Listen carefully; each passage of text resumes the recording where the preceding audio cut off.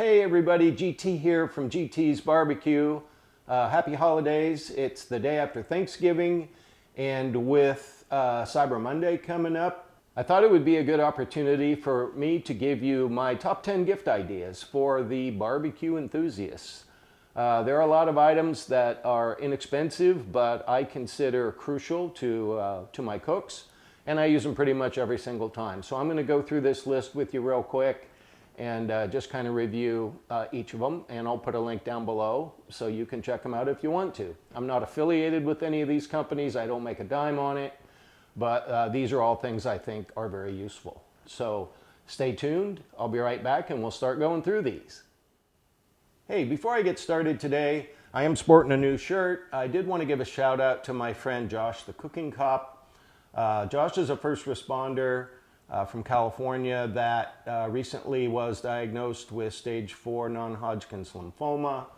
They do have a fundraising page. It's been a significant strain on them financially. So I'm going to put a link down below. If you're so inclined, you want to donate to that cause, they could sure use the help. So stay tuned. I'll be right back and we'll get this rolling.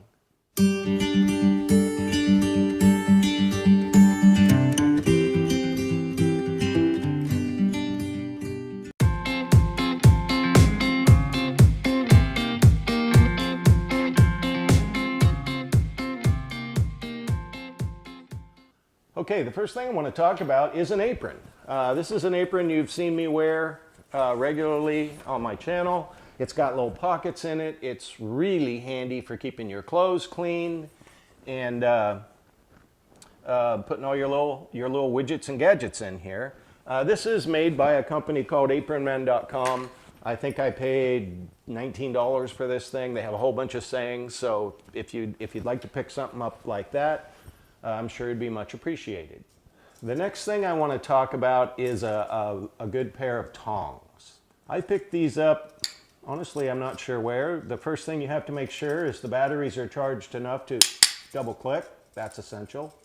I don't know, I think these are Camp Chef or some off-brand, but they have a nice padded handle. I have probably 4 pair of these. I have some for my Blackstone griddle. They're essential. I use them on almost any cook on any of my grills.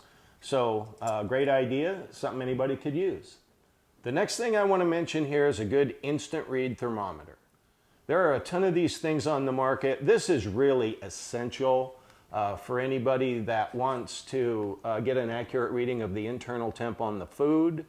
These things range anywhere from $19.95 to $100. So a lot of different styles. My friend Lewis over at Our Shack Barbecue actually did a really good review on about 6 of these, and I'll put a link down below and up above to his channel. If you want to get a more in-depth perspective on what the options are for these, go ahead and check him out. Another thing that's really useful is actually a remote thermometer.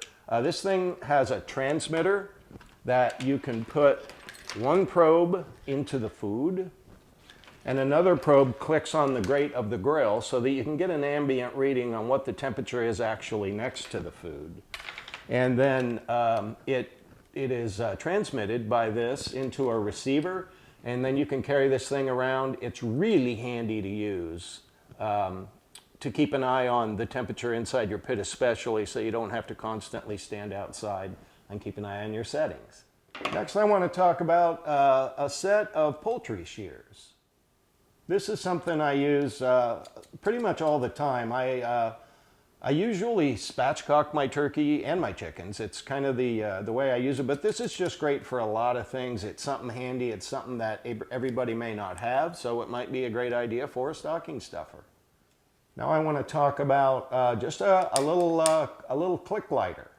This is a great inexpensive gift. It makes an awesome stocking stuffer. It's something that I often find myself running out of fuel on them, so it's good to have an extra one of these in the drawer. It's great for lighting the charcoal chimney for briquettes, and I find I use this thing all the time. So it's a really good idea for an inexpensive gift. Next, I want to talk about knives. There's such a large range of knife options. I use mostly a brand called Dexter.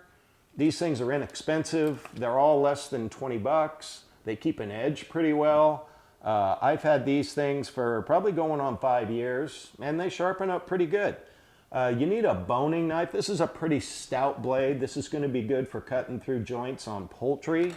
This is also a boning knife. Some people might refer to it as a fillet knife, but it's got a much more flexible blade. And this is great for getting silver skin off briskets or trimming fat. So I recommend both of those. A good slicing knife is handy to have. Again, inexpensive, less than 20 bucks. They get dull, you know, get it sharpened, and I guess eventually it'll wear out and you can just buy a new one. And if you really want to step up, this is a Nikiri knife. I got this on actually on a YouTube channel, Sam the Cooking Guy. But this is really good for vegetables especially. And this is a little more expensive. I think this was $79. Obviously these things range up into the hundreds. So get something that's affordable, but this is really handy. It's nicely balanced, it's nice and stout, and I actually have the chef's knife on order from him as well. Next I want to talk about just a simple basting brush. This is something I use pretty much any cook. It's rubber, I guess it's rubber. And what I like about this is it actually comes apart. So most of the time I just use it like this. A lot of different styles of these things, but they're really, really essential to have for basting ribs, chicken, anything you want to baste. Next, I'm going to move into fire starters. So every time you use charcoal or lump, one of the things you have to do is get the chimney started. And there are a lot of different styles of these things. These are called tumbleweeds. I believe they're made by different companies. This one's Royal Oak. I love these. They don't put any weird smell in your food. They really light up well. They're inexpensive. And something like this really would be a good gift. And next I want to talk about some high heat barbecue gloves. These ones are made by a company called Barbecue Dragon, but there are tons of these things on the market. I've seen them at Lowe's. I've seen them at Home Depot. They're really handy for picking up anything hot, bringing pans inside. They cover your wrists, your arms. Technically, you could reach in real quick and pick up a hot coal to move it from one place to the other. And I also actually out in the garage have a set of welding gloves that for about 15 bucks. Really come in handy too. So this is something that pretty much everybody should have, very safe and convenient. And last but not least, some shop towels. I get these things at Costco. They come in a big package. I burn through a lot of these. They're constantly in use.